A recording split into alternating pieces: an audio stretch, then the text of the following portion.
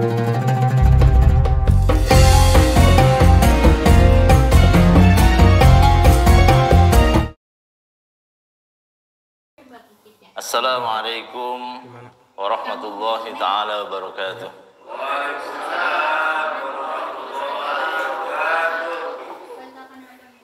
Ya, sekali lagi, untuk membangun konsentrasi kadang-kadang sesuatu itu harus diulang-ulang. Ya, ada yang masih ngantuk, ada yang masih sibuk dengan yang lain.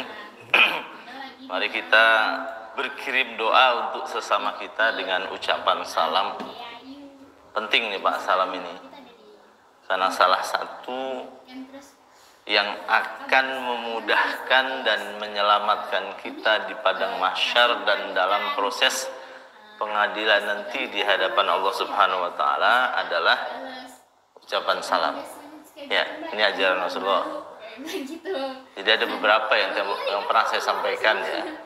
Mulai mengucapkan salam, menjenguk orang sakit, menghadiri undangan, menolong orang yang kesusahan. Itu adalah hal-hal sederhana di luar ibadah-ibadah rutin yang kita lakukan, yang nanti pada saat proses pengadilan dan menuju ke sana, yaitu pada saat manusia dikumpulkan di padang mahsyar yang sangat luas, panas, dan tidak ada pelindung apapun kecuali perlindungan Allah, maka kebiasaan kita di dunia mengucapkan salam itu menjadi salah satu penolong kita. Maka sering-seringlah mengucapkan salam. Masuk rumah, keluar dari rumah, masuk kantor, keluar kantor, ketemu orang, gitu ya. Jadi untuk nambah tabungan kita bersalam lagi. Assalamualaikum warahmatullahi ta'ala wabarakatuh. Waalaikumsalam. Ya, sudah semangat Bu ya. Sederhana nih Bu, beragama itu tidak rumit. Tidak selalu yang sehari-hari menyibukkan dengan ibadah itu yang akan masuk surga, tidak selalu.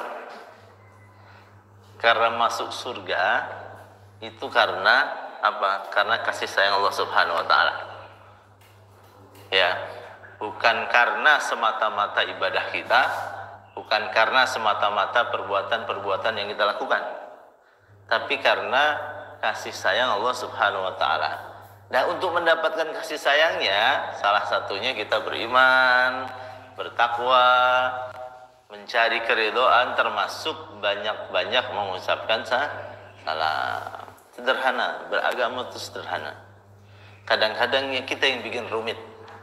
Pakaiannya kita bikin rumit, aturannya kita bikin rumit, seolah-olah kerumitan itu membuat kita lebih soleh, membuat kita lebih hebat. Enggak juga, ya, enggak juga.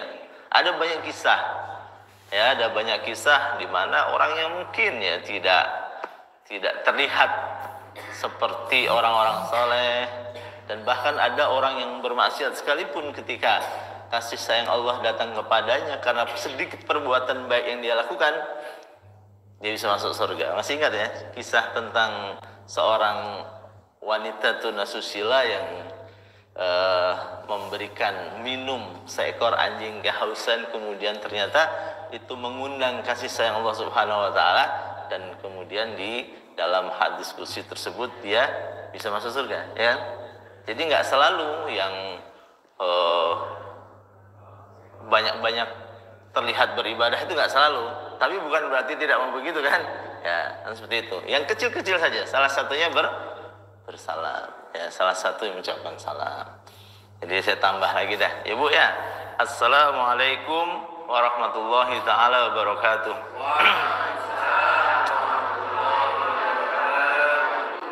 Alhamdulillah, alhamdulillahi rabbil alamin.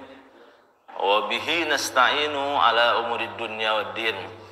Wassalatu wassalamu ala asrafil anbiya'i wal mursalin imamil muttaqin wa la udwana illa 'alal zalimin. Asyhadu an la ilaha illallah wahdahu la syarikalah wa asyhadu anna sayyidana wa nabiyyana wa maulana Muhammadin wa ala alihi wa ashabi ajmain. wala haula wala quwata illa billahil aliyil azim.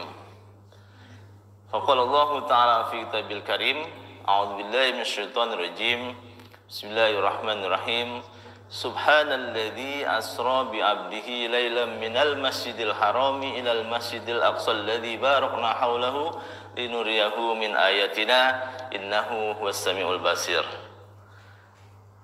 Innallaha wa malaikatahu yusholluna 'alan nabi ya ayyuhalladzina amanu shallu 'alaihi wasallimu taslima. Hadirin sekalian rahmati Allah Subhanahu wa taala, dari kata-kata pembukaan yang tadi saya sampaikan, ngerti kan ya? Sampaikan ya.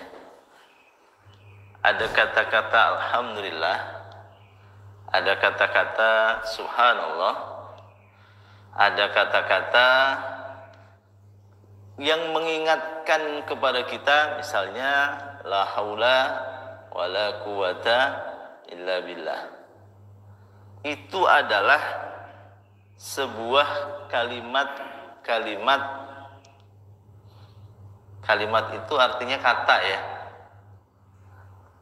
Ya Pak, orang Indonesia menyerapnya itu agak salah. Tapi ya sudah terlanjur.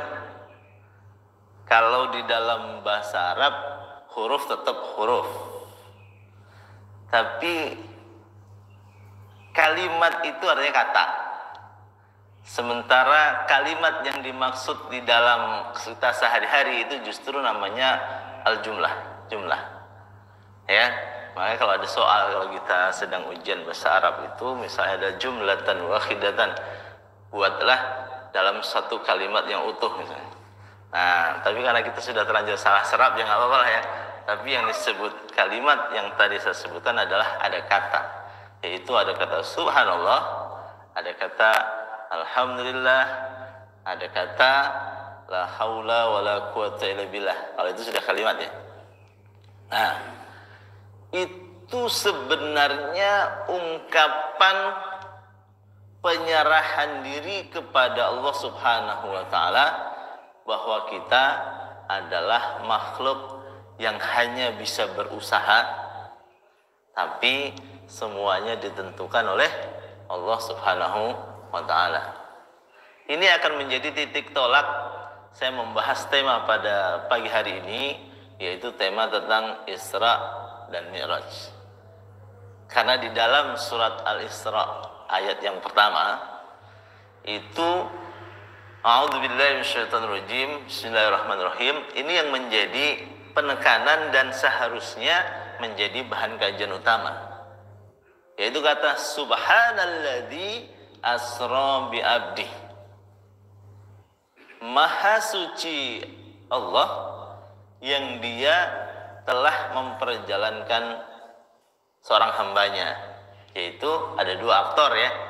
Ada Allah Subhanahu wa ta'ala sebagai subjek sekaligus sebagai pelaku utama, dan hambanya yaitu Nabi Muhammad SAW sebagai objek tapi juga sebagai pelaku, tapi bukan pelaku yang utama, karena dia diperlakukan, dijalankan, diangkut, ya kan? Di dalam kisah selanjutnya menjadi pelaku utama, misalnya orang berziarah, itu kan pelaku utamanya yang berjalan ke sana kan sopir bis ya, bis bersama sopirnya. Tapi di dalam perjalanan itu mereka melakukan zikir, ziarah, pada akhirnya menjadi pelaku, tapi bukan pelaku yang utama dalam proses perjalanan tersebut, ya. Nah, kata-kata ini penting menjadi satu acuan buat kita semua. Contoh sederhana nih, ketika kita berbicara tentang ziarah ke tanah suci, karena kebetulan ada jamaah kita yang sedang pergi ke sana ya, banyak di antara kita kemudian, aduh bagaimana saya bisa berangkat, bagaimana saya harus ke sana, dananya tidak ada misalnya, atau masih kurang, bagaimana saya mau mendaftarkan haji, orang untuk sehari-hari aja susah, misalnya kan itu ya. banyak di antara kita selalu berpikir begitu. Bagaimana saya bisa menyekolahkan anak yang tinggi, orang untuk makan aja sulit. Terlalu banyak bagaimana, nantinya bagaimana. Ya kan? Nah, itu yang kemudian memberikan batasan di dalam kehidupan kita menjadi terkerangkeng, terkungkung, seolah-olah kita memang nggak mampu, ada rasa tidak mampu.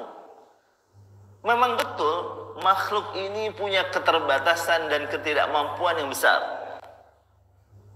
Ketika diceritakan tentang peristiwa Isra dan Mi'raj, orang-orang Arab juga mengatakan nggak mungkin. Betul ya? Ketika diceritakan tentang kisah Nabi Musa yang membelah lautan dengan tongkatnya, mereka akan mengatakan, wah ini cerita-cerita doang. Ketika dikatakan bahwa Nabi Ibrahim tidak mempan dibakar, itu juga mereka mengatakan, nggak mungkin. Kenapa? Karena mereka menggunakan pikirannya, menggunakan ukuran fisiknya, bahwa manusia dibakar itu ya panas, betul ya? Bahwa manusia masuk laut ya tenggelam, bahwa manusia tidak mungkinlah berangkat dari Mekah ke Baitul Maqdis atau Baitul Muqaddasah, ya kan? Baitul Maqdis di Yerusalem sana, itu hanya dalam waktu beberapa detik, bukan satu malam ya. Pada suatu malam, bukan pada satu malam. Lailan minal masjidil harami ilal masjidil aqsa, bukan pada satu malam. Ada suatu malam dan satu malam beda kan ya. Waktunya kalau satu malam kan dari maghrib sampai subuh. Nah sementara dari maghrib sampai subuh itu Rasulullah udah ke Palestina, udah ke langit, udah diskusi sama para nabi yang sebelumnya, udah diskusi sama Jibril, udah dibersihkan dirinya, udah dapat perintah sholat, udah pulang lagi. Itu kalau satu malam. Ini pada suatu malam, hanya pada persekian waktu di malam hari, ya kan?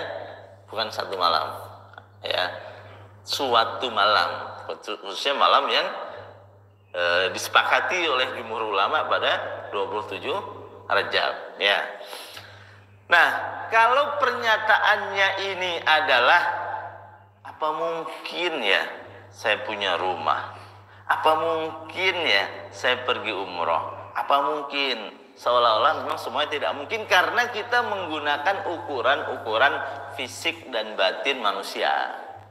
Itu yang menyebabkan ketika terjadi peristiwa Isra dan Mi'raj kemudian dikabarkan, ini di bulan lalu sudah sedikit saya singgung, kaum muslimin itu terpecah menjadi 3 kelompok. Ada yang langsung mengatakan, ya saya percaya. Salah satunya Abu Bakar. Makanya Abu Bakar dapat tambahan nama Abu Bakar As-Siddiq, yang artinya senantiasa membenarkan dan senantiasa berlaku benar terhadap apapun yang dibicarakan, disampaikan, dilakukan oleh Rasulullah Shallallahu Alaihi Wasallam. Nama aslinya Abu Bakar. As-Siddiq adalah gelar, sama seperti Rasulullah mendapatkan gelar Al-Amin dan lain sebagainya. Nah, tapi ada yang kemudian menyembunyikan dalam batinnya, masa iya sih, ya kan? Nggak mungkin lah. Sampai kemudian dia mau mengungkapkan ketidaksetujuannya atau ketidakpercayaannya, dia nggak enak. Itulah mulai muncul golongan munafik. Mulai muncul tuh. Dia seperti yang lain, sholat, puasa, tapi dalam hatinya sebenarnya ada kekosongan, ada ketidakpercayaan, tapi dia menutup-nutupi diri. Nggak enak, takut nanti dimarahin gitu kan. Nah, tapi ada yang langsung berterus terang, oke, kemarin saya percaya, sekarang tidak. Ini hanya sebuah dusta, dia kembali kepada kekafiran. Yang orang kafir makin senang. Kenapa? Tuh kan, gua kata juga apa? Muhammad ini pendusta. Akhirnya makin punya amunisi. Maka setelah peristiwa Isra dan Mi'raj, serangan terhadap Rasulullah semakin gencar. Karena merasa punya amunisi. Kalau dulu mungkin masih mikir-mikir gitu kan. Wah, ini kan anak ini baik dulunya, yang bisa dipercaya. Kita mau menyerang dari sisi apa ini gitu kan? Masih. Sekarang setelah peristiwa Isra dan Mi'raj itu menjadi sesuatu yang mereka punya bahan untuk diomongin, bahan untuk dibully gitu kan. Bahan bulian tuh ada jadinya. Ya kan? Lu bohong lu gitu. Nah, pasti gitu. Nah, tapi bagi kaum muslimin yang berada di golongan pertama, yaitu golongan yang langsung percaya, yang memposisikan manusia hanya sebagai makhluk, sama seperti kita. Apa mungkin ya saya bisa naik haji?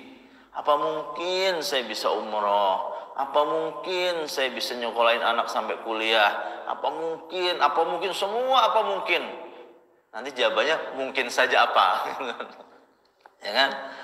Nah, karena tidak menyandarkan dirinya bahwa semua kekuasaan itu ada di tangan Allah Subhanahu wa taala.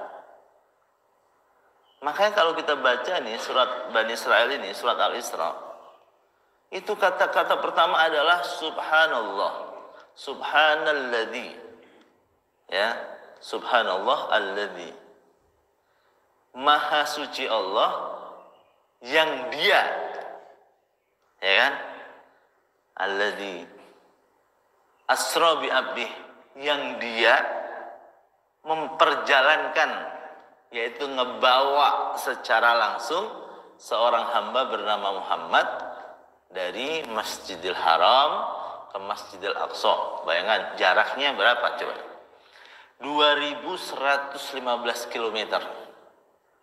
Kalau kita berkendara nih, Pak Ugi suka berkendara nih. Kita hitung coba dari Jakarta sampai ke Kendal itu kira-kira 300-an ya, 300 kilo. Saya kalau pulang kampung itu sekitar 300 kilo. Dulu naik bis bisa 12 jam. Sekarang kadang suka naik mobil sendiri dan pakai Trans Jawa tol itu 5 jaman lah. Itu ya. Nah kalau kira-kira 2000-an berarti kali 7. Ya. Kali 7. Anggaplah sampai di Bali misalnya. Tarik lagi dari Cilegon sampai di Bali. Atau mungkin kalau dianggap naik pesawat, kan jaraknya perpindahannya nggak ngikutin pulau. Pesawat kan lewat laut kan, atasnya. Mungkin dari Banda Aceh sampai ke Surabaya. Anggaplah itu. Maka ketika diinformasikan di dalam waktu yang tidak lama, kok bisa orang menjadi tidak percaya? Tapi kalau kemudian yang disandarkan adalah Maha Suci Allah, ini sekedar informasi untuk Bapak Ibu sekalian, kata-kata subhanallah yang disematkan di dalam sebuah metodologi penciptaan alam dan operasional di dalamnya, dari 114 surat di dalam Al-Quran, 114 ya, di Al-Quran itu ada 30 juz, 114 surat dan 6.666 ayat. Hanya 113 yang lainnya tidak ada kata-kata subhanallah. Hanya 1 saja, yaitu di surat Al-Isra. Berarti istimewa sekali. Biasanya menggunakan alhamdulillah dan lain sebagainya ya. Alhamdulillah banyak ya, menggunakan kata subhanallah. Kenapa kata-kata itu yang dimaksudkan? Karena peristiwa Isra dan Mi'raj itu betul-betul peristiwa besar yang nggak mungkin dilakukan oleh makhluk sendiri.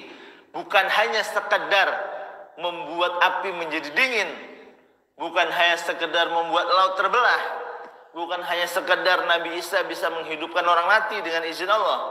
Itu kan hanya peristiwa secuplik ya. Tapi ini mulai dari memperjalankan Rasulullah Muhammad SAW dari Mekah.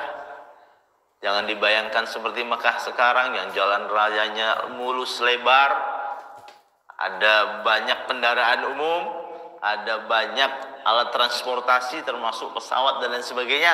Bayangkanlah Mekah pada tahun itu ya, pada tahun 500-an. Dan Rasulullah lahir 571 Masehi. Berarti pada tahun itu nggak tahu juga di Indonesia itu lagi ada apa, ya kan? Mungkin zaman kerajaan-kerajaan kuno yang bangun candi-candi kan itu ya. Tiba-tiba ada yang memperjalankan, orang bercerita tentang perjalanan sampai ke Baitul Maqdis itu sesuatu yang dianggap tidak lazim dan tidak mungkin. Makanya proses dari memperjalankan itu, kemudian proses di dalam Masjidil Aqsa sendiri, masjid yang pertama ada dibangun oleh Nabi Ibrahim, sampai pembersihan sampai ke langit dan sebagainya, itu adalah peristiwa yang maha besar. Peristiwa yang tidak hanya sekedar cuplikan-cuplikan peristiwa seperti tadi memadamkan api, membelah laut, menghidupkan orang mati, atau mengeluarkan Nabi Yunus dari perut ikan. Itu kan secuplik saja, cukup dengan kata-kata alhamdulillah dan sebagainya. Tapi ini adalah Maha Suci Allah, subhanallah, karena peristiwa itu rangkaian sangat besar, memperjalankan sesuatu yang dalam logika manusia nggak sampai, menyucikan Rasulullah, menaikkan ke langit, menunjukkan surga, menunjukkan neraka, menunjukkan bertemu dengan para nabi dan para rasul, bertemu dengan ribuan malaikat, bertemu dengan Allah Subhanahu wa taala, sesuatu yang luar biasa. Maka dalam konteks kita yang sederhana itu bahwa tidak ada yang tidak mungkin bila Allah Subhanahu wa taala berkehendak. Itu poinnya yang kita ambil seharusnya. Bukan hanya cerita-ceritanya, karena itu kan setiap tahun sudah dituturkan. Ya. Itu terbaca di buku juga banyak. Cari di Google banyak sekali cerita tentang Isra Mi'raj. Tapi poin pertama adalah kata-kata subhanallah itu seharusnya menjadi bahan pikiran kita, menjadi sebuah keyakinan kita bahwa kalau Allah saja bisa memperjalankan Rasulullah dari Masjidil Haram ke Masjidil Aqsa dalam waktu singkat dan bisa kemudian mengajak sampai ke langit tertinggi bertemu dengan Allah Subhanahu wa taala dalam waktu yang sangat singkat, Allah pasti bisa menyelesaikan persoalan-persoalan semua makhluknya, termasuk persoalan kita. Betul kan? Banyak sekali orang yang berpikir, ya Allah, lagi sakit, gimana kita berobat? Lari sana, lari sini. Ikhtiarnya hanya ikhtiar lahiriah. Ikhtiar batiniahnya nggak dilakukan. Padahal yang bisa menyelesaikan persoalan itu siapa? Allah Subhanahu wa taala. Tapi apakah berdiam diri? Ya tidak. Rasulullah tidak pernah berdiam diri. Dan kemudian kita mengatakan, ya sudahlah, serahkan saja pada Allah. Tapi nggak kerja, nggak usaha, nggak mau berangkat ke rumah sakit, ya nggak sembuh-sembuh. Allah juga tahu siapa yang layak untuk mendapatkan pertolongannya. Ya, siapa yang layak untuk mendapatkan pertolongannya? Orang-orang yang mau berusaha. Rasulullah sebelum peristiwa Isra dan Mi'raj itu sudah diuji dengan ujian yang luar biasa. Dari pertama kali diangkat menjadi Rasul, dari keluarganya sendiri itu juga tidak semua mau beriman. Dihina, diledek, dibully, dianiaya. Ya kan? Bagaimana datang ke satu kaum yang dianggap kaum paling beradab, yaitu di kota Taif. Ya, mungkin yang pernah ke Tanah Suci dan mampir ke Taif gitu, itu kayak ke puncak lah ya, adem, ya kan, banyak buah-buahan, banyak tanaman-tanaman, pusat-pusat buah-buahan. Bedakan sama di Mekah atau di Madinah yang daerah bawah, nggak terlalu tinggi, nggak terlalu bergunung-gunung, itu sedap sekali lah daerahnya. Orangnya dianggap paling beradab. Makanya banyak bangsawan-bangsawan dari Mekah itu yang menyusukan anaknya ke Taif karena dianggap apa? Dianggap masyarakat di sana itu masih memegang teguh adat istiadat, bahasanya paling halus dan lain sebagainya. Termasuk Rasulullah kan daripada saat lahir kemudian disusukan di orang gunung kan. Karena dianggap pengaruh-pengaruh luarnya masih sangat sedikit sehingga bahasanya terjaga dengan baik dan susu dan lain sebagainya yang diminumnya tidak terkontaminasi dengan hal-hal yang tidak baik. Ya. Tapi datang ke sana apa yang didapatkan? Dengan harapan yang sangat besar, ternyata hinaan, cacian, lemparan batu, pukulan, kan itu ya? Itu udah ujian luar biasa. Apalagi di daerah lain. Belum lagi menjelang peristiwa Isra dan Mi'raj, ditinggalkan oleh istrinya, Khadijah, yang selama ini sudah sangat membantu. Yang selama ini mensupport semua perjuangan termasuk dengan harta, dengan diri, dengan jiwa raganya. Belum lagi hilang rasa sedihnya ditinggalkan pamannya yang selama ini menjadi pelindungnya. Betapa sangat menderita situasinya. Tapi apakah di dalam penderitaan itu kemudian Rasulullah menyerah? Aduh, sudah nggak ada Khadijah nih, udah nggak ada yang modalin ini, mau jalan ke sana kemari. Apakah kemudian menyerah juga? Aduh, sudah nggak ada paman Abu Talib. Bagaimana nanti kalau ketemu dengan orang-orang kafir, mereka udah nggak segan lagi, karena udah nggak ada yang melindungi.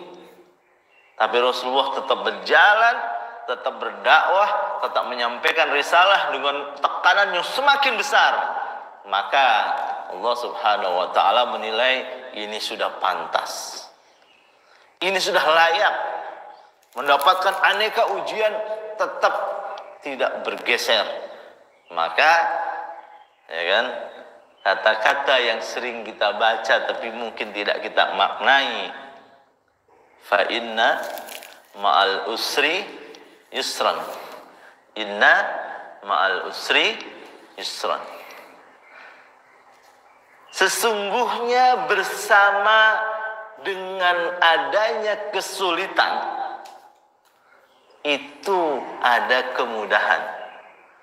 Jangan dikatakan setelah kesulitan ada kemudahan ya. Nanti sulit, kok nggak datang-datang kemudahannya? Karena kata-kata yang dipakai apa? Ma'a, bersamaan. Ya, bukan setelah, bukan ba'da zuhur, ba'da asar, setelah zuhur, setelah asar. Tapi yang dipakai adalah bersamaan. Sesungguhnya bersamaan dengan kesulitan akan ada kemudahan. Jadi kalau Bapak Ibu sekalian ini lagi dapat ujian, aduh kantong tipis bener ini ya, mau bayar listrik nggak ada, mau beli makanan nggak ada, kita harus yakini Allah Maha Suci yang bisa menolong Nabi Ibrahim yang sedang kesulitan, menolong Nabi Musa yang sedang kesulitan, Nabi Isa, Nabi Nuh, Nabi Yunus, Nabi Idris, Nabi Adam, Nabi Muhammad, dan bahkan memperjalankan hambanya yaitu Rasulullah pada kondisi beliau yang sedang sangat sulit di Mekah. Pasti Allah juga bisa menolong kita, betul nggak? Tapi mereka semua nggak berdiam diri. Emang Ibrahim ketika dihajar sama Namrus itu kemudian tiba-tiba diam saja atau melakukan kembali ke kekafiran? Kan tidak. Dia tetap bersikukuh bahwa dakwahnya harus jalan. Nabi Musa tidak bergeming, Nabi Isa tidak bergeming, Nabi Muhammad tidak bergeming, tetap jalan. Ya, sama seperti kita, hujan, flu, tapi tetap berjalan. Saya mau ke masjid, selama masih bisa jalan, selama masih bisa naik motor, selama masih ada payung. Jangan mencari-cari alasan. Minta pertolongan Allah, tapi alasannya banyak betul. Tuh kan, hujan kan, mau ngaji aja, ya gerimis. Padahal kalau mau nonton bola, mau gerimis, mau apa, dijabanin. Betul kan? Malam-malam, dingin lah, mau wudhu, mau sholat tahajud, padahal begitu ada pertandingan El Clasico, bodoh amat, mau dingin, mau apa, gue bangun, nyetel TV, betul nggak? Terus kita minta ditolong sama Allah SWT, emang layak kita ditolong? Mungkin kita nggak layak ditolong, kenapa? Karena kita tidak menempatkan, subhanallah, alhamdulillah, sebagai posisi utama, bahwa Allah itu akan menolong kita, merubah hidup kita, tapi kita juga mesti mendekatkan. Kurang apa kedekatan Rasulullah, kurang apa kedekatan Nabi Ibrahim, kurang apa kedekatan Nabi Musa, Nabi Isa. Ya kita contoh dong perilaku mereka. Jangan kita minta pertolongan terus, tapi kelakuan kita nggak berubah-berubah. Ya kan? Sholat kita masih kacau balau, suka-suka, ya kan? Jamaah kita mungkin setahun 2 kali doang. Bukan 2 kali sih, ada Jumat sih biasanya, ya kan? Berarti seminggu sekali ditambah Idul Fitri, Idul Adha, dan terus kita minta pertolongan Allah. Ya sulit. Maka ketika kita memposisikan itu, kita memantaskan diri kita seperti Rasulullah memantaskan dirinya di tengah kesusahan hidupnya, di tengah tekanan kaum kafir, di tengah penderitaan, kesusahan, ditinggal oleh istri tercinta yang sudah membantu di dalam proses perjuangan selama ini, ditinggalkan pamannya dengan kesedihan berganda. Jadi ketika ditinggalkan oleh ayahnya Ali bin Abi Thalib, yaitu Abi Thalib, itu kesedihannya berganda. Kenapa berganda? Pertama itu adalah orang yang betul-betul melindungi selama ini. Kalau ada yang mengganggu Rasulullah, Abi Thalib akan muncul ke depan. Jangan ganggu ponakan gue. Ini tanggung jawab gue nih. Beliau adalah tokoh di sana. Nasabnya nasab tinggi. Jadi orang pada nggak berani. Begitu ditinggalkan, wah sedih luar biasa. Wah berarti siapa lagi ini nanti yang mau bantu. Tapi ada kesedihan yang kedua yang lebih menyedihkan lagi. Kenapa? Karena paman yang betul-betul dihormati dan selama ini mendukung perjuangan tidak sampai mengucapkan kalimat syahadat. Ya kan? Sedih luar biasa. Orang lain kan pada ikutan nih, pengikut-pengikutnya banyak, tapi pamannya sendiri yang selama ini merawat sejak kecil itu tidak. Jadi sedih luar biasa. Nah, di dalam kesedihan itu beliau mendekatkan diri kepada Allah. Nah, ini tips juga dalam kehidupan kita. Makanya kita mengambil makna dari sebuah peristiwa itu jangan hanya secara teoretikal, hanya secara tekstual. Dari tahun atu sampai tahun 1000 juga nggak akan merubah pikiran kita, nggak akan merubah jiwa kita. Karena kita ngambilnya cerita-cerita, kita hafalkan nih ceritanya begini. Orang bisa bercerita. Meskipun kata Pak Robi, lelaki tidak bercerita. Ya Pak Robi. Tapi cerita itu tidak akan pernah merubah kehidupan kita. Tapi ketika kita ambil poin yang paling inti dari ayat Al-Quran yang menjelaskan tentang Isra dan Mi'raj, yaitu Subhanalladzi asra bi'abdi. Di situ ada subjeknya, yaitu Allah Subhanahu wa Ta'ala yang maha suci, maha hebat, maha kuasa, maha pencipta, maha bisa melakukan segala-galanya. Ada kata-kata abdi, hamba, di mana kita inilah hamba yang diatur oleh Allah Subhanahu wa Ta'ala. Maka minta tolonglah kepada yang mengatur kita. Kan kita kalau sholat itu pada baca Ibu ya, Iyyaka na'budu wa iyyaka nasta'in. Berapa kali kita baca itu? Minimal kalau lagi sholat, sehari berapa rakaat kita sholat? 17 rakaat minimal ya. Anggaplah nggak ada sholat yang lain yang kita lakukan. Berarti kita baca kata-kata Iyyaka na'budu wa iyyaka nasta'in berapa kali? 17 kan? Iyyaka na'budu, hanya kepada Engkau kami menyembah. Wa iyyaka nasta'in, dan hanya kepada Engkau pula kami minta pertolongan. Dibaca terus loh Bu. Tapi kalau ada masalah, lari ke sono, lari ke sini, cari ke Gunung Pancar, cari ke Gunung Gendeng. Bukan Gunung Kendeng, itu Baduy. tapi gunung gendeng. Gunung yang bikin orang gendeng. Berendam-rendam malam-malam sampai pagi untuk nyari solusi. Solusi macam apa? Yang diperintahkan adalah hanya kepada Engkau ya Allah kami menyembah. Menyembah duluan apa minta tolong duluan? Iyyaka na'budu wa iyyaka nasta'in. Nyembah dulu. Nabi Ibrahim beribadah dulu. Bertakwa dulu. Nabi Isa bertakwa dulu. Nabi Musa bertakwa dulu. Nabi Muhammad bertakwa dulu. Jalankan perintahnya, jauhi larangannya, hindari maksiat. Apalagi bulan Rajab, bulan Sya'ban. Ya, ada kawan ngajak bertengkar, udah lo tengkar sendiri aja sama tembok, belum pergi. Dihindari, bukan dilayanin. Orang bertengkar dilayanin. Ada suaminya capek ngajak bertengkar, istrinya ngelayanin. Ada istrinya mau ngajak bertengkar, suaminya ngelayanin. Ya, rusak dunia ini. Rusak pikiran kita. Ya, ada orang bertengkar tuh kalau mau selesai salah satu mesti ngalah. Datang ke rumah, istrinya lagi ngomel-ngomel, ya suaminya diem aja. Nggak usah ikut ngelayanin. Kalau ngelayanin ramai dah cerita. Sama sebaliknya, kan? Suami lagi capek ngomel-ngomel, ya istrinya jangan ngelayanin. Itu cara kita mendekatkan diri kepada Allah, beribadah, hindari maksiat, perbanyak ibadah, baru kita minta pertolongan Allah Subhanahu wa ta'ala dengan satu keyakinan bahwa ud'uni astajib lakum. Berdoalah kepadaku, minta kepadaku, memohon-mohon kepadaku, maka aku akan penuhi permohonanmu, penuhi doamu, kabulkan keinginanmu.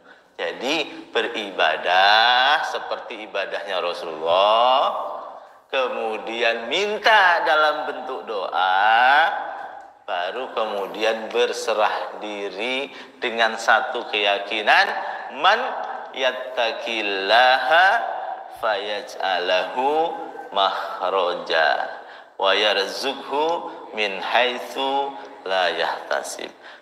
Barang siapa man yattaqillaha, barang siapa yang taat, patuh, tunduk, beribadah kepada Allah Subhanahu wa ta'ala, fayaj'alahu, maka Allah akan mendatangkan untuknya makhrajan, jalan keluar.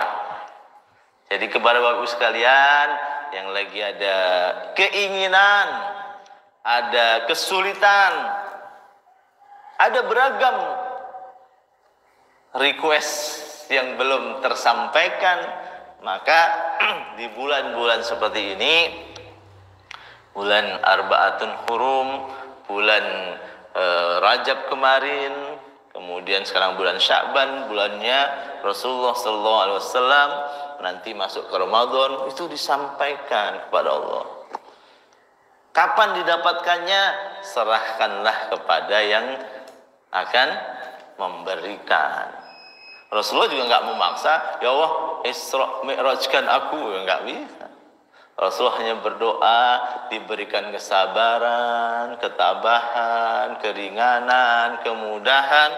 Termasuk ketika bulan Rajab berdoa, Allahumma barik lana fi Rajab wa Sya'ban wa balighna Ramadan. Di kajian bulan lalu saya sampaikan kata-kata barokah itu bukan hanya sekedar kata-kata kosong.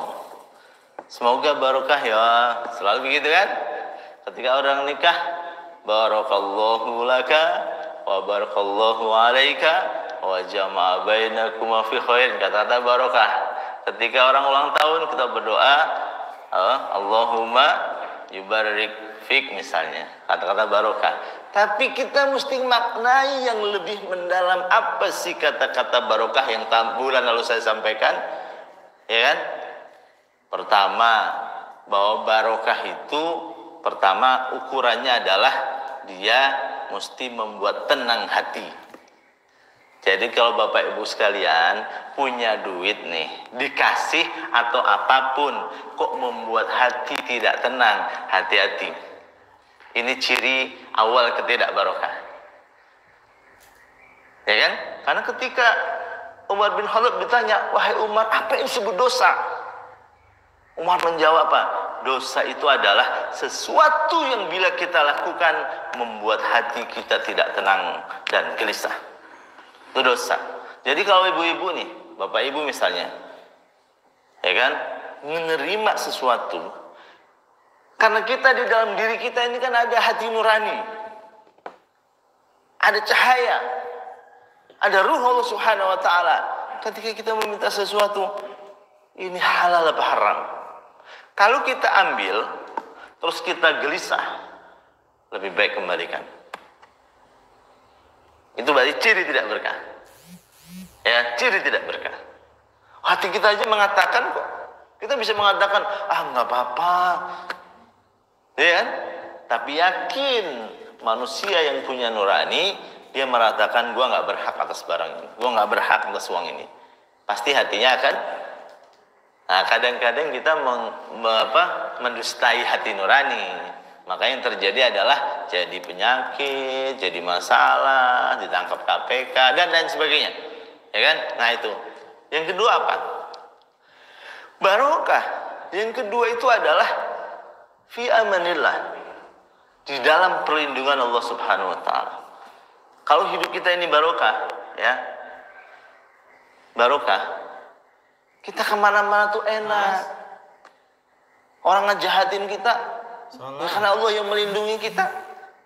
Nggak jadi.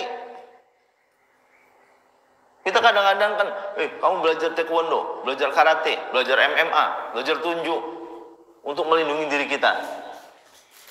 Dipanah sama orang Papua aja mati. Betul nggak? Emang bisa taekwondo menangkis panah? Nggak bisa. Itu hanya ikhtiar agar kita sehat. Bukan untuk melindungi. Karena perlindungan yang sungguhnya itu dari Allah. Nah, sesuatu yang barokah, hidup kita barokah, itu selalu dalam perlindungan Allah. Mau kecelakaan, nggak jadi. Ya ternyata bisa ngerem, ya kan? Mau dicuri, nggak jadi. Malingnya gagal. Itu sesuatu yang harus kita mintakan. Jadi yang kedua tuh, selalu dalam perlindungan. Yang ketiga, barokah itu bertumbuh. Kalau kita punya harta, kok hartanya habis terus? Perasaan kemarin dapat duit banyak, kenapa tengah bulan udah nggak ada? Tapi ada orang yang duitnya sedikit, tapi alhamdulillah sampai akhir bulan ini listrik kebayar, telepon kebayar, biaya sekolah kebayar, padahal nggak banyak. Dia bertumbuh. Apa yang bertumbuh? Bisa jumlahnya, bisa manfaatnya. Jumlahnya mungkin segitu-gitunya. Misalnya 5 juta gitu. Tapi karena dia bertumbuh manfaatnya, maka cukup. Alhamdulillah, kita nggak punya utang ya. Gitu ya? Misalnya gitu. Bertumbuh. Jadi, yang pertama tadi menenangkan jiwa, tenang. Yang kedua adalah dia di dalam keamanan, di dalam penjagaan. Yang ketiga adalah dia bertumbuh. Itu barokah. Maka ketika kita mengatakan di sini subhanalladzi asra bi abdihi lailan minal masjidil harami ilal masjid aqsa alladzi barakna haulahu, yang kami telah memberkahi sekelilingnya. Maka Masjidil Haram, Masjidil Aqsa adalah tempat-tempat yang diberkahi oleh Allah sampai hari ini. Kita tahu kondisi di Masjidil Aqsa dalam penguasaan Israel sekarang, itu kan bagaimana mungkin sudah bertahun-tahun orang Palestina nggak bisa bergerak, tapi tanah itu menjadi tanah yang apa? Yang tetap dikunjungi orang, yang subur tanahnya. Jadi tanah di Arab yang subur itu nggak banyak. Salah satu tanah yang paling subur itu di Palestina. Makanya Israel sangat kuat untuk mencengkeram Palestina, karena itu menjadi salah satu sumber makanan mereka. Tanaman tin, zaitun, kurma-kurma yang terkenal itu, yang mahal-mahal, ya kan? Itu di tanah itu yang sekarang dikuasain sebagian oleh Israel. Itu tanah-tanah yang diberkahi. Tanah-tanah yang tadi saya bilang kan dia tumbuh. Ya kan? Tanah-tanah tumbuh. Tanah-tanah yang diberkahi. Maka orang-orang yang tinggal di sana dan lain sebagainya itu luar biasa. Bukan manusia yang bilang, oh ini tanah suci, ya kan? Bukan, yang bilang adalah Allah Subhanahu Wa Taala yang telah mensucikan tempat-tempat itu, ya kan? Al-Masjidil Haram wa Al-Masjidil Aqsa alladzi barakna haulahu linuriyahu min ayatina innahu huwas samiul basir. Jadi Bapak Ibu sekalian, kita mengkaji tentang Isra dan Mi'raj bukan hanya tentang sejarah. Saya tidak akan menjelaskan nanti naik langit satu ketemu apa, itu silahkan dibaca dan nanti pasti di ceramah Ustadz yang nanti Isra Mi'raj akan cerita tentang itu. Direkam aja kalau nggak percaya, ya kan? Ceritanya dari tahun ke tahun ya itu saja. Tapi kalau saya suka mengambil angle yang lain, bahwa tidak mungkin Allah Subhanahu Wa Taala menurunkan satu peristiwa itu yang hanya berlaku pada waktu itu, tapi berlaku sepanjang zaman, yang seharusnya bisa menjadi pelajaran bagi manusia, ya kan? Ya tadi kata-kata subhanalladzi asra bi abdih itu berarti Allah lah yang maha segala-galanya, yang bisa membantu manusia, bisa melakukan sesuatu yang tidak mungkin, termasuk juga menolong kehidupan kita. Jadi bagi Bapak Ibu sekalian yang lagi ada masalah keluarga, masalah ekonomi, masalah sakit, masalah keinginan, luar biasa di depan mata kita sendiri kan ada contoh peristiwa yang bagus sekali kan ya. Bagaimana ada saudara-saudara kita yang mungkin keinginan untuk ke tanah suci dan sebagainya sudah begitu besar, Allah memberikan pertolongan dari jalan yang tidak disangka-sangka. Ya kan? Bukan karena kemampuan manusia, itu hanya sebuah ikhtiar. Tapi Allah lah yang menolong. Maka mintalah pertolongan. Di dalam sholat kita pun kita sebutkan, iyyaka na'budu wa iyyaka nasta'in. Perbaikilah hubungan kita dengan Allah Subhanahu Wa Taala dengan bertakwa, imtithalul awamilillah wa istinabun nawahihi, menjalankan semua perintah Allah dan menjauhi yang dilarang. Jangan dicampur Bu ya. Perintahnya dijalanin, larangannya dijalanin. Itu tidak bisa. La talbasul haq bil batil. Tidak bisa yang kebaikan itu dicampur dengan kebatilan. Tidak bisa. Maka tinggalkan yang batil-batil, cari yang hak, rezeki yang sedikit nggak apa-apa, tapi yang penting itu yang halal. Nggak usah banyak-banyak, pusing juga nanti mikirinya, naruhnya di mana, ya kan? Cari saja secukupnya. Kalau Allah memang menakdirkan kita untuk diberi keluasan rezeki, alhamdulillah. Tapi dikasih yang lain dalam bentuk kesehatan, alhamdulillah. Dikasih lebih lagi dalam bentuk keluarga yang harmonis, alhamdulillah. Mungkin nggak punya harta, nggak punya apa, tapi tenang, damai, aman, sentosa. Kan bisa jadi kan? Anugerah itu bermacam-macam. Mungkin dalam bentuk pengetahuan, dalam bentuk pendidikan, dan lain sebagainya. Itu adalah terjadi karena Allah Subhanahu Wa Taala. Minta kepada Allah Subhanahu Wa Taala, mudah-mudahan hajat kita dipenuhi, apalagi di bulan-bulan yang mendekati Ramadan ini. Hadirin sekalian yang dirahmati Allah Subhanahu Wa Taala, peristiwa-peristiwa seperti itu termasuk Isra dan Mi'raj itu mengguncang keimanan kita. Makanya tinjauannya itu tidak bisa dengan tinjauan yang sifatnya hanya dengan akal belaka. Itu adalah tinjauan keimanan.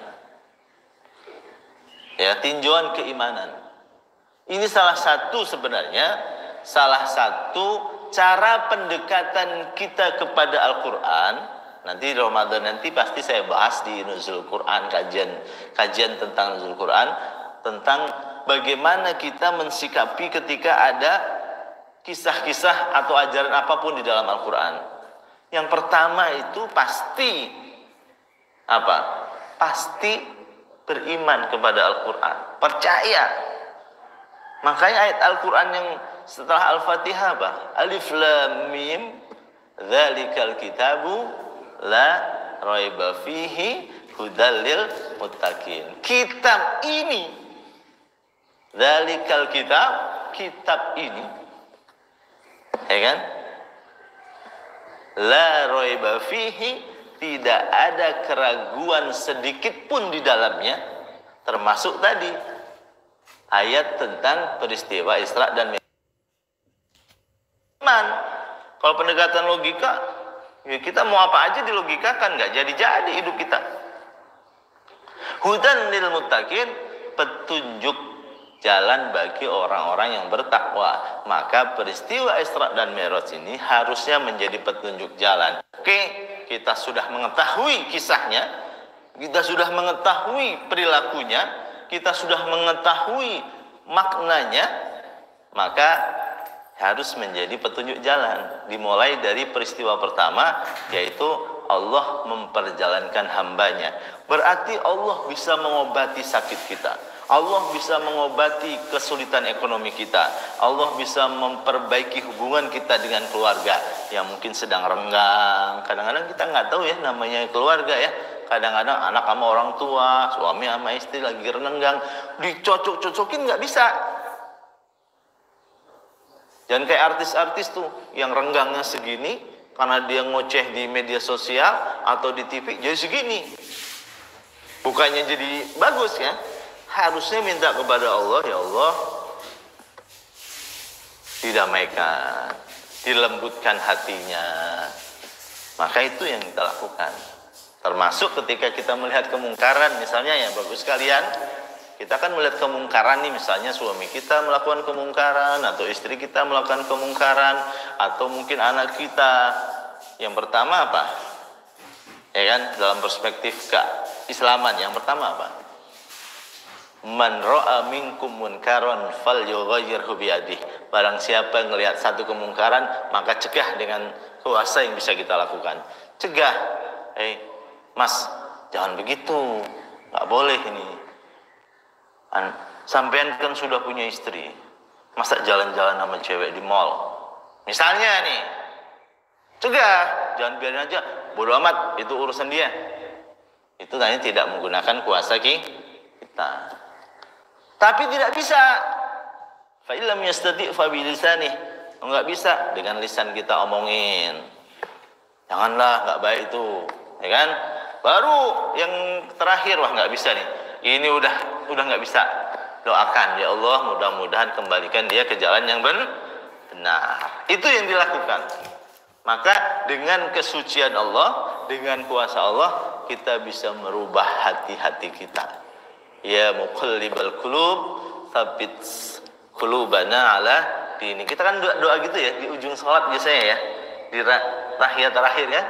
Ya muqallibal qulub, wahai yang membolak-balikan hati, tsabbit qulubana, maka kita minta kembalikan hati-hati kita, luruskan hati-hati kita ala dini, kepada agama dari Allah Subhanahu wa taala. Itu doakan. Ada yang masalah, kita doakan. Tetangga kita ada masalah, kita doakan. Keluarga kita ada masalah, doakan. Biarkan Allah yang maha suci, yang maha kuasa, yang maha hebat, maha ini memberikan perubahan. Itu yang pertama poinnya, kita ambil. Nanti kita kan menghadapi Sya'ban, menghadapi Ramadan. Kita sudah memposisikan hati kita, menyerahkan sepenuhnya urusan kepada Allah. Allah yang maha suci, Allah yang maha hebat, yang maha segala-galanya, yang memperjalankan Rasulullah manusia saja dengan Isra dan Mi'rajnya bisa, apalagi hanya sekedar menolong urusan kita yang rumah cicilan sudah nenggak 3 bulan. Masa iya nggak bisa? Betul ya Bu? Bisa. Minta kepada Allah, berdoa, sholat tahajud, sholat duhanya ditambah, puasanya ditambah. Allah akan memberikan pertolongan dari jalan yang tidak disangka-sangka. Yang kedua, poin ini adalah bahwa Allah sendiri, ya kan, yang telah memberikan perintah ini, yaitu perintah sholat, yang tidak dilakukan di ibadah yang lain. Ibadah puasa tinggal perintahkan, orang beriman, diperintahkan kamu berpuasa. Yang ngomong begitu siapa? Malaikat Jibril. Allah perintahkan malaikat Jibril, tolong sampaikan kepada Muhammad. Ibadah haji juga begitu, yang lain. Tapi sholat tidak. dipanggil, dibersihkan. Nah, ini poin penting juga ya Bapak Ibu sekalian. Kenapa kita diminta untuk menjaga wudhu? Coba kita ambil peristiwa Isra dan Mi'raj. Rasulullah itu suci. Sejak dilahirkan pun sudah suci. Tanda-tanda kenabian ada di dalam dirinya. Tapi ketika mau menghadap Allah apa? Dari Makkah ke Baitul Maqdis, apa yang dilakukan di sana? Disucikan dulu. Betul ya? Malaikat Jibril mensucikan, membuang kotoran-kotorannya, kejelekan-kejelekannya, sifat kemanusiaannya diganti dengan sifat-sifat keilahian. Fisiknya disucikan, ruhnya disucikan, baru menghadap Allah SWT. Kadang kita kan seenaknya, sholat, sarungnya nggak disuci, wudhunya suka-suka, betul ya? Mukenanya udah 1 bulan nggak pernah dicuci. Ya, tolong nih yang di masjid ini kalau ada mukena tolong dicuci lah. Hanya sajadahnya nggak dicuci. Bagaimana kita mau sampai kepada Allah Subhanahu Wa Taala? Kurang suci apa Rasulullah? Itu pun disucikan. Nah, ini terjadi perdebatan ya.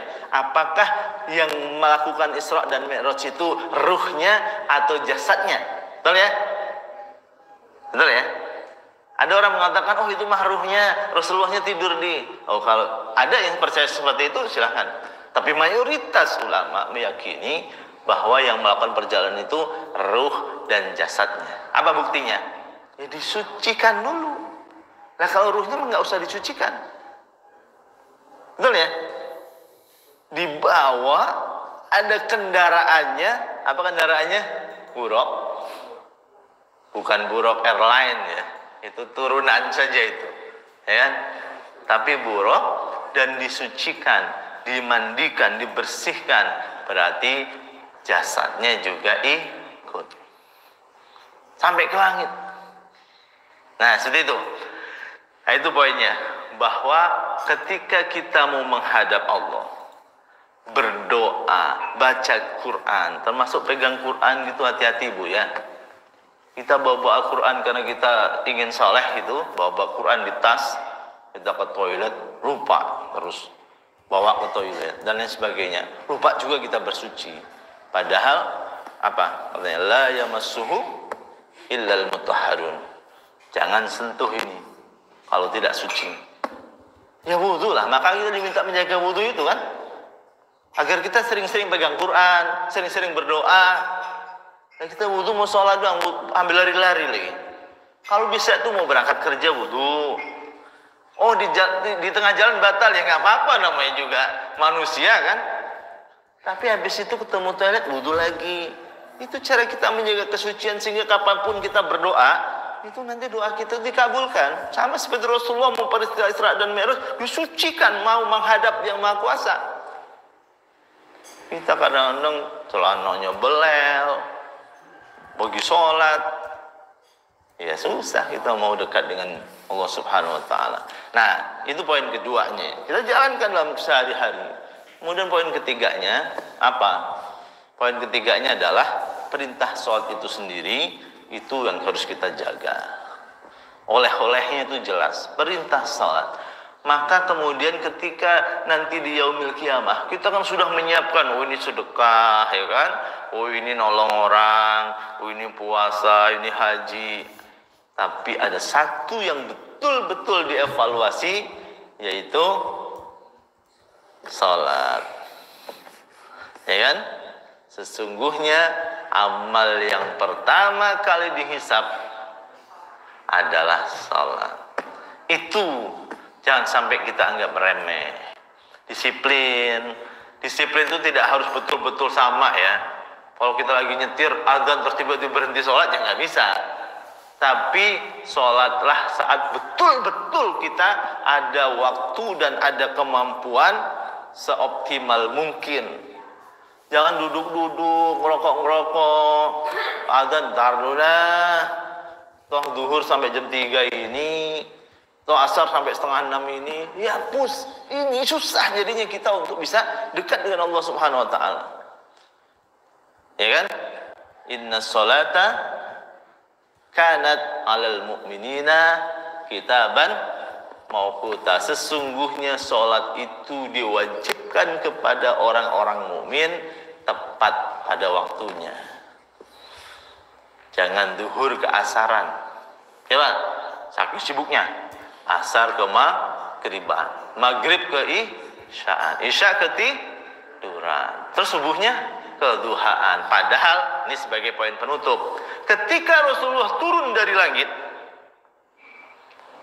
turun satu tangga, ketemu, ya kan, malaikat, ketemu nabi-nabi, sampai terakhir turun ke bumi di Baitul Maqdis melaksanakan sholat.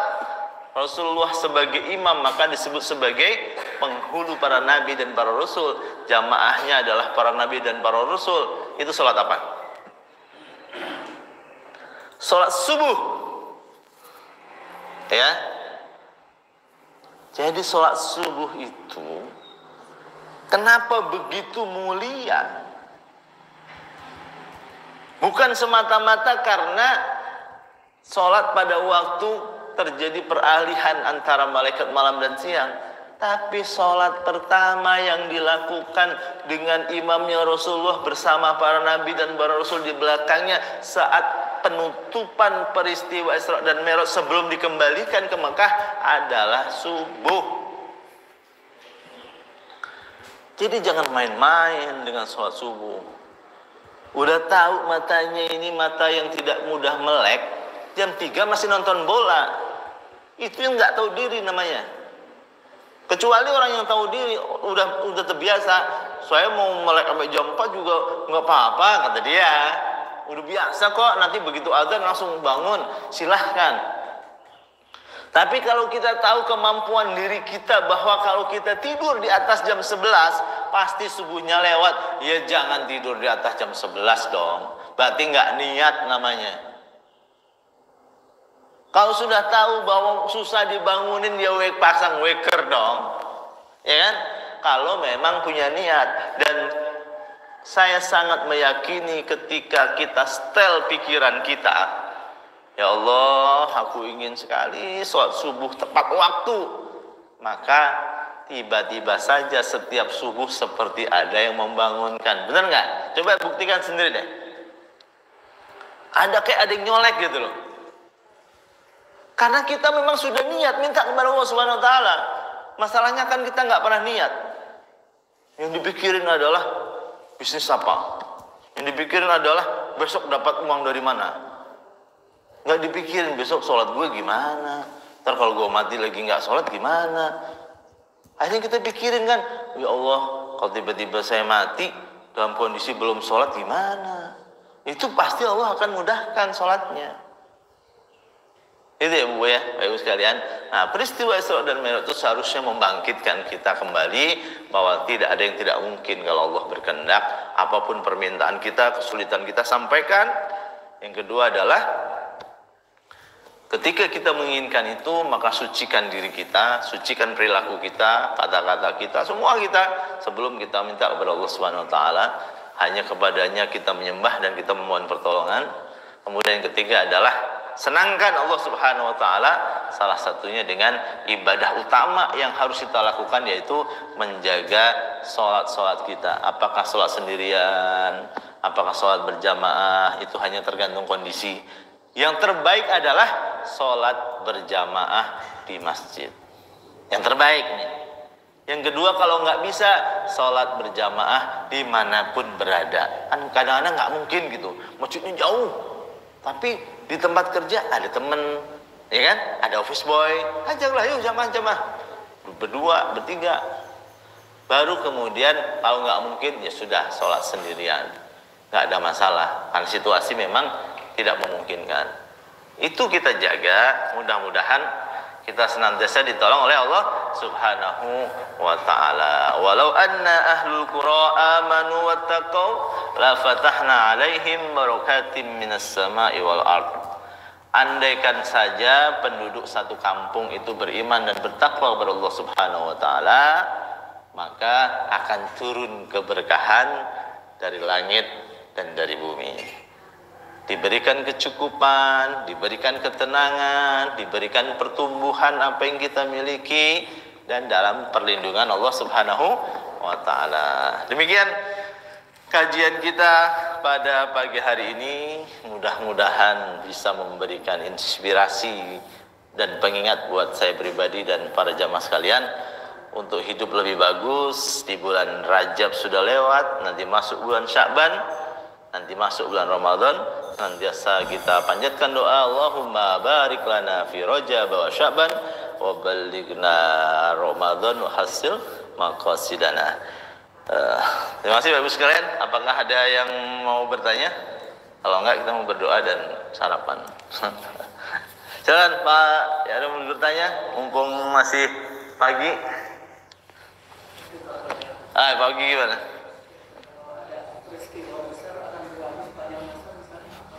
Ya.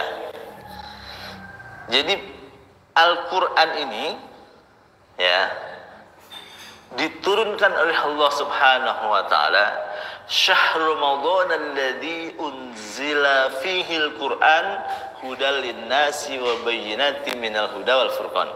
Pada bulan Ramadan diturunkan Al-Quran sebagai petunjuk bagi manusia, memperjelas petunjuk yang sudah ada, dan sebagai pembeda antara benar dan salah. Itu berarti berlangsung Al-Quran ini akan selalu relevan di dalam setiap kehidupan manusia sampai akhir zaman. Maka peristiwa yang terjadi di dalamnya sebenarnya hanya simbolisasi, hanya simbol, tapi itu nilainya harus digali sepanjang zaman. Maka tafsir itu bergerak. Tafsir itu nggak bisa statis. Kita baca tafsir di masa Rasulullah, baca tafsir di masa sahabat, baca tafsir di masa sekarang, itu sudah terjadi perkembangan. Termasuk dalam peristiwa Isra Mi'raj, termasuk dalam peristiwa cerita tentang Nabi Musa, cerita tentang Nabi Isa, itu adalah cerita yang harus berkembang. Kita ambil satu contoh dari peristiwa Isra dan Mi'raj. Bagaimana ayat yang kita baca tidak bercerita langsung tentang peristiwa itu. Karena kalau bercerita langsung tentang peristiwa itu, berarti hanya berlaku saat itu. Tapi poin-poin utamanya, Subhanalladzi asra bi abdih, Maha suci Allah yang telah memperjalankan hambanya. Hambanya itu pada saat peristiwanya, yaitu Rasulullah. Pada peristiwa yang lain bisa jadi kita. Maha suci Allah yang telah menyembuhkan hambanya, Maha suci Allah yang telah menyelesaikan persoalan hambanya, Maha suci Allah yang telah memberikan rezeki kepada hambanya. Itu sepanjang zaman yang diambil adalah poin itu, ya kan? Nah, kemudian poin berikutnya apa? Poin berikutnya adalah bahwa apapun yang Allah berikan itu apa? Linuriyahu min ayatina, untuk menunjukkan kekuasaan Allah Subhanahu wa Ta'ala. Allah berkuasa loh atas bumi, atas langit, atas segala hal. Berarti Allah juga berkuasa atas semua apa yang ada di lingkungan kita. Yang bisa sakit bisa disembuhkan, yang lagi miskin bisa dikayakan. Kan seperti itu kan? Nah, yang paling ketiga adalah innahu huwas samiul basir. Sesungguhnya dia maha mendengar dan maha melihat. Berarti apa? Doa kita didengar, perilaku kita dilihat. Nah, itu kan relevan sepanjang zaman. Ya, relevan. Jangan kita mengatakan, wah, nggak ada yang tahu. Nih, gua ambil aja nih. Jangan lupa, Allah innahu huwas samiul basir. Sesungguhnya dia dengar, dia bisa ngelihat. Siapa yang menduga yang tiba-tiba kasus pagar laut ini mencuat? Itu cara Allah untuk membongkar persoalan. Kalau enggak kan udah dikuasain Cina-Cina itu kan, ya kan? Allah mau mendengar, mau melihat, bisa membongkar apa saja. Siapa yang bisa? Peristiwa-peristiwa besar di negeri ini pun terlihat kan, seperti itu ya. Nah, itu cara Allah. Jadi kita beragama itu mengambil intisarinya, apa maknanya dalam kehidupan kita. Bukan hanya bercerita. Biarkan yang bercerita itu wanita, Pak Rubi. Ya, demikian bagi ya. Oke. Kita akhiri saja. Sepertinya sudah ditata ini sarapan kita nih. Kita baca doa Ibu ya, biar ada keberkahan. Antara waktu subuh dan waktu duha, waktu syuruk adalah salah satu waktu yang mustajabah berdoa, termasuk juga duduk kita ini Kalau ada teman-teman kita sedang berumrah, duduk kita ini dari subuh sampai waktu syuruk ini pahalanya sama seperti orang yang berumrah. Baik, kita baca suratul Fatihah. Kita niatkan untuk diri kita pribadi. Mudah-mudahan senantiasa dalam penjagaan Allah Subhanahu wa taala, diberikan pertolongan, diberikan keberkahan, dan disampaikan usia kita dalam ketakwaan, dalam keimanan, hingga nanti kita bertemu dengan bulan suci Ramadan. Ala hadhihi niyah wa ala kulli niyatin salihah. Al-Fatihah. A'udzu billahi minasyaitonir rajim. Bismillahirrahmanirrahim. Alhamdulillahi rabbil alamin. Arrahmanir rahim. Maliki yaumiddin. Iyyaka na'budu wa iyyaka nasta'in.